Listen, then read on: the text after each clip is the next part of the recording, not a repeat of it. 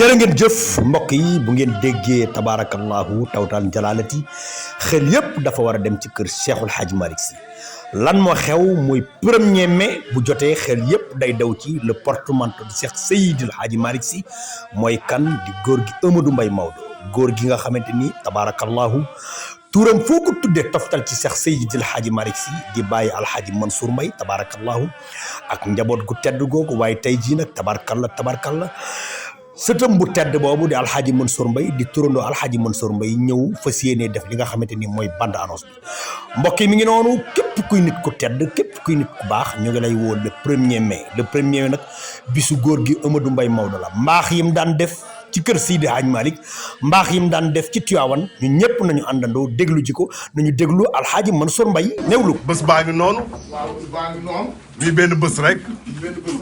muy ban muy bés bi nga xam ni ñu ngi ko jagleel ku Seydou Aboubacar ibnu Cheikh Seydi Hadj Malick ne woon am nga loo xam ne man Babacar Sy aw ma ko alaaji Mansour amu ko alaaji Abdou amu ko ak alaaji Habib ñu ne ko mooy lan mu ne mooy góor gi Amadou Mbaye Maodo góor googu nag la ñuy ñaanal incha allah le 6 ca Tiwaawan di ci woo kan ki nga xam ne mooy le solutionneur du port di monsieur Mountaga Sy di ci woo kan ki nga xam ne ca dëgg-dëgg moom la président de la république wóolu dénk ko CICES mi Saliou Keita ak kan ak Bamba Sarr ak kan mooy directeur de l'artisanat ca Fatick waaye ñu ngi ciy woo nag ca dëgg-dëgg sama xarit sama soppe ku Seydou Aboubacar ne woon bu leen ko woowatee aali ba jigéen ndax gàmm gi kenn mënu ko ci mi Abdou Aziz Aly Ndiaye ak koo xam ne nekk moo nekk ci formation ya ak insertion nekk ci jigéen ña nekk ci ndaw ña mi Ablaye Ndiaye Galgu kon El Hadj Mansour Mbaye mi ngi leen di woo yéen ñëpp ci guddi gu mag boobu di samedi 6 juin samedi 6 mai incha allah ca Tiwaawan. Hadj Mansour xam nga Ablaye Ndiaye Ngalgu koo xam ni la Tiwaawan gépp ñoo ngi koy ñaanal yàlla ndax jëfam ak taxawaayam ak kan la maire Diop Sy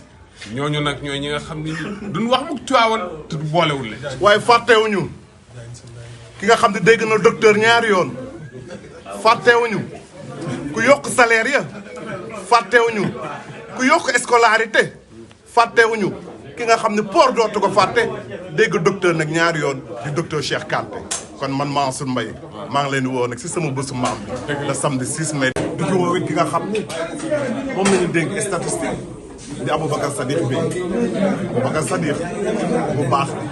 Aboubacar Sadiq bu gore kon ñu ngi koy woo ci bésu maam